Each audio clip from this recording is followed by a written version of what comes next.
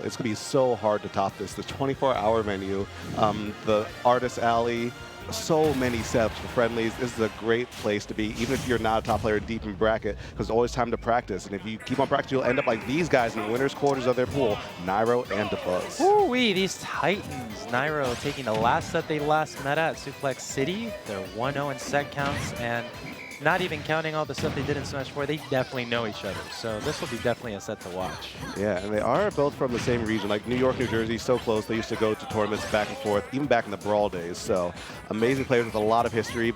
And Dabuz sticking with his classic main in Olimar, but Nairo has been kind of swapping around. He's been sticking with Palutena, and Palutena's been working. Soul searching. Yeah, soul searching is a great way to put it. And his Palutena is has a very strong soul, I'll say. Yeah, he's definitely getting the results with her. And as we see right now, 108 to 72. That quickly now turned into 72-0. So Olimar in the lead. Dabuz having that experience from Smash 4, boding well for him, but all of a sudden it's a tight game. So we're going to see how Nairo sort of paces this with Palutena. I don't think we'll get a character switch to any of the sorties he's been practicing, like Lucina, for example, but he definitely has a wide arsenal available. Yeah, and also I think the pace of the set has already been set. Around these high percent, these guys are willing to swing for the fences. We saw the up smash from Dabuz, calling out a jump from Nairo, and Nairo just stands there and charges an F smash to beat out the whistle. So again, these guys know each other and they're willing to take these risks. So around games like 3, 4, 5, I feel like we're going to see some wild come up from behind victories. You think it'll go to game 5? I feel like it's a very real possibility between these two titans of Smash 4, Smash Ultimate, Smash in general. Yeah, so right now the transition from Smash 4 to Ultimate, you know, a lot of players having trouble just adjusting to the new mechanics, new properties, but both of these have made a pretty great transition. Obviously, Dabuz with Olimar, where he is right now, is sitting pretty. Ooh, and Nairo almost died from the up smash and an up air too. Not enough. Pressure's unrelenting from Dabuz. Yeah, he's got the 2 purple on line, got a red. Right now off stage, 123 and 90. He's trying to get back, and the up air clips him. Returning back to stage. Dabuz got back to neutral, and that shield is shrinking. It's shrinking, but he does have 2 purples there, and just like that, run up on him. If you just keep on encroaching on Palutena's space, the explosive flame can't cover fast enough. Yeah, it's so tough too, because the Pikmin, as soon as they go on Palutena, like we were discussing earlier with Utopian Ray versus Myron, just knocking off those Pikmin with all of her committal moves is so tough, especially when he's in your face. The multi-hit moves are great on the offensive, but trying to get Pikmin slapped off of you is obviously pretty tough. Yeah, and so far in the set, we've seen Dabuz always draw first blood and Nairo retaliate immediately. But if this pace keeps, Dabuz should win this game because he has always been more the one setting the pace. Nairo's just keeping pace amazingly, but maybe not quite fast enough. It is a big departure from what we've seen before, from what we met Nairo as in Smash 4, obviously, if we're all veteran himself, both of these players, but the aggression of Palutena is a little bit different to display. So we're going to see as he spaces out, but the great use of the dash attack with vulnerability on the shield. Nairo's got Dabuz off stage, and now he's off stage himself. No 2-frame from Dabuz. And that's very uncharacteristic, but Nairo coming through with the dash attack, trying to capitalize on this advantage a bit more. Amazing pivot grab. Nearly tied game. This is it. The next hit should do it. Both players searching for that one straight hit. Got the white right off of him. The back air missing his mark. A little bit of spaghetti there. So much. We saw Dabuz with 2 big grabs. And what an aggressive option from Dabuz. Many players would not be on the offensive that deep on stage, but Dabuz expected Nairo to dive deep, and he met his mark with that purple up air. Yeah, and Dabuz had the perfect lineup on cue right there, because the lineup doesn't change. You always pull them in the same order. Red, yellow, blue, purple, white. Yeah, I learned that earlier. Myron got an incredible pick when he defeated JW. And sorry for misspeaking earlier, but again, this game knowledge that both these players have spanning multiple Smash titles is definitely at play right now. Con 2019 is featuring the best of the best, new come-ups as well. We're seeing Phantom and JW messing up brackets for many top players. The usual top players we'd expect to see on the winner's side are actually on the other side. For example, Mars. Or out of the tournament. Yeah, for example, Void. So, coming into this game 2, we're going to go back to Smashville, not a moving platform, of course. Hazards off. I think it was pretty even how it went. I do think we can expect a game 5. That wasn't one-sided for anybody. We actually didn't get early damage strings like we're getting right now from Dabuz. But again, new game, new situations, new moments. Exactly. And something I do like about Nairo's playstyle is that he was known for a very aggressive playstyle before, but Palutena, as you said before, can't be as aggressive, but his counter aggression is amazing. He's very good at stuffing out aggressive options. Besides Dabuz's up smash, that one he kind of snuck right underneath there to take a very early stock, only 47% on the side of Dabuz right now. Yeah, Nairo's great use of the invulnerability given by the back air, and anytime she uses her shield, again, dash attack, like, it's important to get those Pikmin not only kill, but also to get the Buzz off stage. But right there, just the onslaught of throwing both of those Pikmin. You see that they're on him. He was able to get both the Buzz off stage with the Nair and some of those Pikmin, but how he gets those Pikmin off throughout the match is going to determine much of the pace. Yeah, because look at right now, he's kind of hemorrhaging damage. He took 71. I think Olimar maybe hit him twice, but a Pikmin was latched onto him for a solid 10, 15 seconds. Yeah, going to the other side, Nairo wasn't necessarily respecting Olimar in that sense, but if he's going to go that low, I mean, he doesn't have any other choice but to just wait for his turn. Exactly, and Nairo's playing very patiently right now. In the lead, steady lead. Yeah. And I feel like next big hit, Nairo's going to go for this edge guard, likely going for a back air. Dabuz, not giving him the opportunity, just flying to the other side, staying so safe, and just letting the lead build on itself, build interest. Yeah, him and Villager, both characters who can really drift and take their time under stage. Right now, really mixing it up for Nairo. But that Nair catches him, clipping him 2-2, 81% extra credit potentially. Can he extend it if he gets a stock? That could spell disaster for this game for Nairo. Interesting options from both of them, but nice double back air, getting 22%, and now he's starting to turn up a bit more. Back air dash attack, the shield's coming out, and it's smacking Olimar right in that big old nose. Yeah. Oh, man. It's a big target. Dabuz is not letting up, but now Nairo's got the chance for the offstage gameplay. Running into his shield right there. Can't run past opponents anymore. Okay, purple Pikmin on the stage. The Nair clips him out. Offstage once again. Does he have an answer? He needs to make sure he finishes it now because Olimar does have a great kill lineup. This shouldn't kill just yet, but next one you definitely can't afford to take. Oh, and that back air smacks him. The expert DI by Nairo. He's coming back on stage. 139.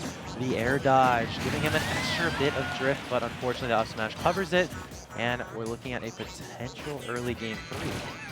Yeah, and in 2-0 in favor of Dabuz, Nairo does not want to be in that position because coming back from behind against Dabuz, a player who can adapt amazingly, is not an easy feat. So Nairo, he needs to really turn it up right now, and he's starting to do it. Dabuz doesn't have a jump, I believe. This is the moment. He gets back, neutral's reset. Now we're trying to gain control back of stage. The multi-hit parry, beautiful from Dabuz. Getting a little bit of Pikmin action now. He's able to slap off a little bit, not getting too much damage, but he is playing rather behind. And now another edge guard opportunity. Dabuz going to the other side. Palutena's not quite fast enough. Goes for a 2-frame on the down tilt, but still not finding anything. Oh, the parry into the F smash, unfortunately too far. For Nairo gets 2-frame from the electric Pikmin and no 2-frame on the down air, but the clip of the Nair drag down, not enough. A little bit of a mix up there. Oh, with the dash attack, great DI from Dabuz. Will he be able to edge guard him?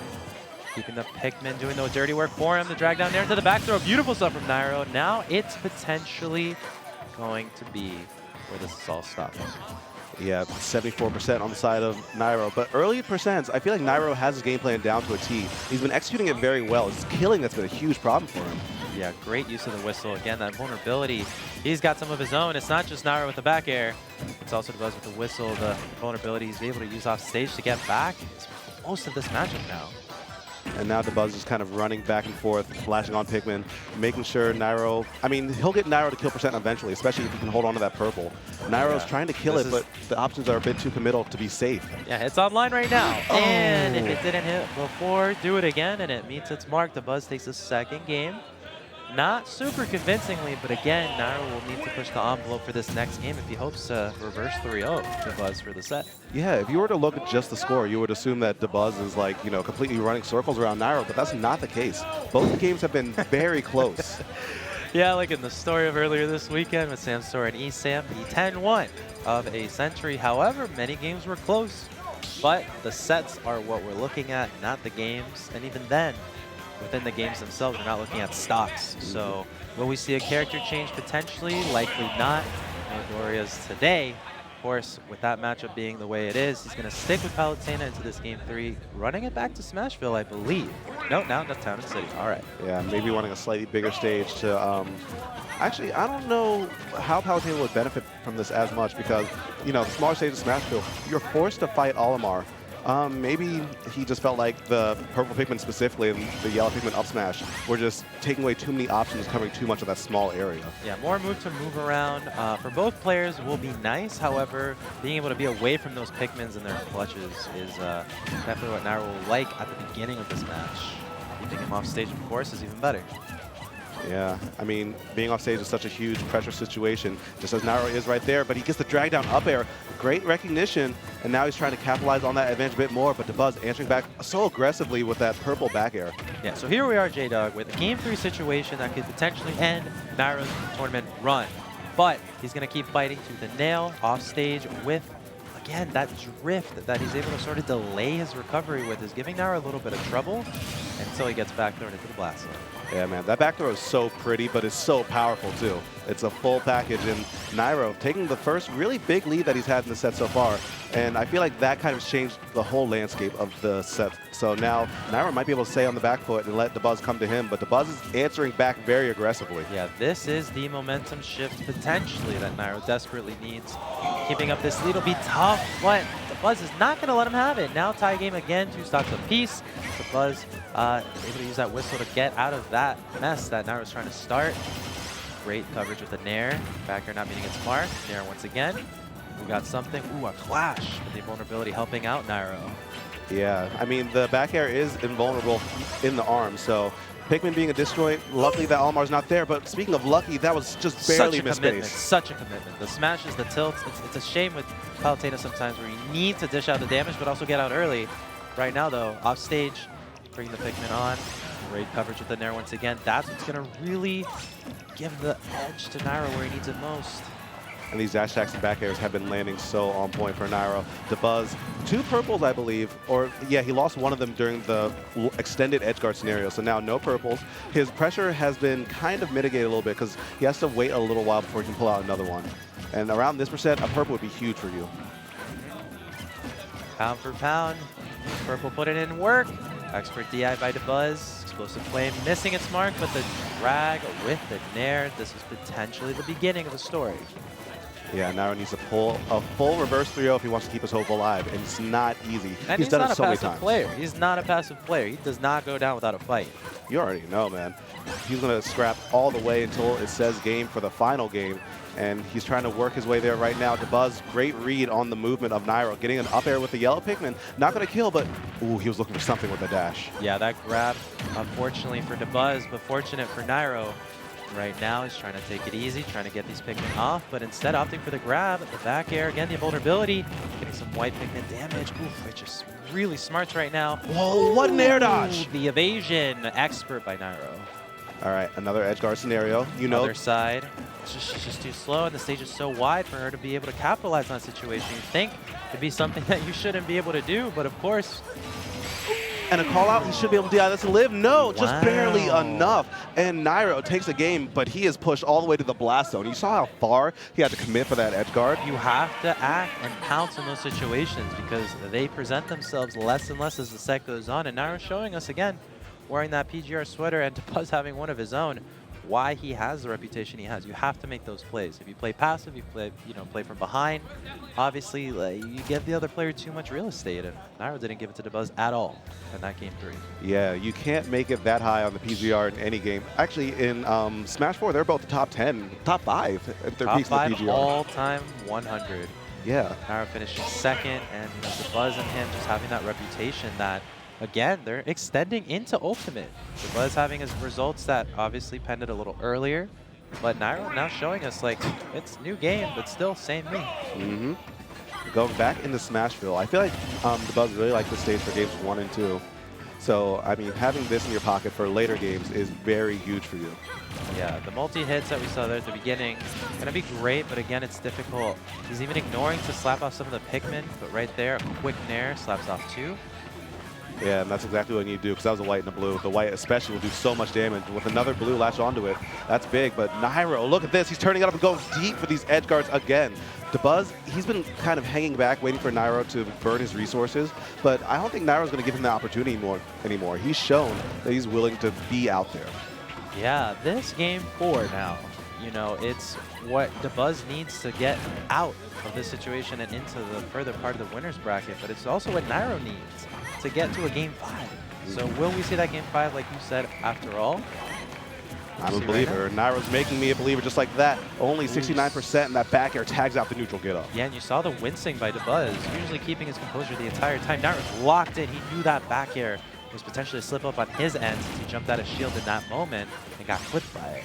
Yeah, as soon as you see Nairo starting to lean in with the hits, you know that he's fully dialed in and ready to rock all the way into Grand Finals. Yeah, the momentum right now by Nairo is very, very intense. He's so momentum-based, and once he's got that hand chat on his side, I don't know what could stop him, honestly. Yeah, but if anyone's used to cooling off players who are playing aggressive, it is Dabuz, known for his great wall of Rosalina before. And his Olimar does have shades of that, but that wall is showing some cracks right now as he gets grabbed. What's the follow-up? Nice answer, great but tech. Amazing tech. Great tech right there. In that situation, a missed tech would have spelled disaster for Nairo, but of course, right there, now having to buzz off stage for a second time. Now turning up the pressure. Great V reversal on the auto reticle. The movement has to be slippery. If he gets grabbed at this point with the blue Pikmin online, it could be bad. And Nairo did kill the purple right there, so that's a bit less kill pressure, but you still can't get grabbed. But Nairo going for a grab of his own, calling Dabuz out in such a life or death situation, rising the razor's edge. Of course. Ooh, the shield is tiny, but no matter. Now a reset in momentum. Will Dabuz let him run over him as he was in the beginning of this game? He's going to take his time getting back. I think Nairo's starting to catch onto his pattern. Ooh. Great DI, that was very close. Yeah, I'm surprised Nairo didn't pummel once. I feel like he was on the brink of dying right there, so 1 or 2 pummels does make a huge difference. Yeah, I didn't see too much mashing going on, but you also don't want to risk it in case he was buffering any mashes, but that back air clips him. Now to the side, explosive flame. I think he air dodged. Guard a little bit of the airspace, but no matter. Olimar gets to go to the other side, and the down throw into fair. Now 2-1, Nairo is turning the tides. This is the moment, this is the game. And that throw was actually a DI mix-up. If he had forward thrown at that percent and Dabuz didn't DI appropriately, he would have been dead. And if he had down thrown and DI'd in, you saw that forward air connect. So amazing recognition by Nairo in this Game 4 scenario. Yeah, Game 4s are kind of an odd number to be at. No pun intended, but right now Nairo's taking full advantage of it because he needs that Game 5. He needs to carry this momentum forward and not let it simmer down here and just let Dabuz have it. He's not going to go down without a fight. Oh, and great down air. Purple, so much damage. Nairo just kind of falling slowly. Dabuz goes for a trump, gets a white throw, not going to do that much. But now another white's latched onto him, but Nairo gets that off immediately and answers back. Dabuz starting to find some more aggression to change the pace of the set. He's trying to get that extra credit. He needs that extra credit. 60% isn't enough. 72 is looking a little bit more favorable if he can get to the triple digits. If he gets killed at any moment, it'll be a comfortable lead to have when he spawns again. Call out, but it wasn't a very strong Pikmin in terms of smash acts. If that was a red or a purple, Nairo would have been toast. He's staying alive at 166 for now. Yeah, you'd think he wouldn't be going in because of the percent, but he is still trying to turn up the aggression as much as he can, but that back air does seal his fate. 77% extra credit. However, it is Olimar. He can match that and more in a single interaction. And that could be one of them. No, he doesn't get any more after that up air. And now I feel like Nairo is playing to a pace that Dabuz kind of left behind. Dabuz is holding shield just for a hair longer now. So those dash attacks and back airs aren't quite connecting. But I feel like Nairo will figure that out immediately. But Dabuz right now, look at that pivot grab. He's starting to claw his way back into this war. All of a sudden, we're even now. Even though he is at 3 digits, it is Olimar. You got to be careful. The explosive burst damage from him. As Nairo throws out his explosive flame himself, unfortunately, won't be able to do enough in the back throw. Now we saw the pummels, no back throw instead. Oh no! Not like that, Nairo. He even had to slap his own forehead on that one because he had the tech chase and he had the read. He just didn't turn around for the grab. It was a loss of he lost due to a small thumb movement. Just moving your thumb 2 centimeters. He lost because of a mistake, and he owned that in that moment because he knew, getting outplayed in that moment became, it was basically because of his own fault. And that's what happens. Yeah, but at the highest level, that's really what decides games. That small misinput at lower and middle in the bracket might not spell death for you, but Dabuz recognizing the situation immediately, pulling the trigger, no hesitation. And that's what I liked what Dabuz was doing there. He adjusted so well and showed a level of confidence that I didn't really see like the first game because, or first 2 games, because he didn't really have to. He more like kind of walked those in a bit more. But that game he adjusted, and Nairo will fall into the lower bracket for now. Yeah, that set count goes from 1-0 now to 1-1. Suplex City not playing out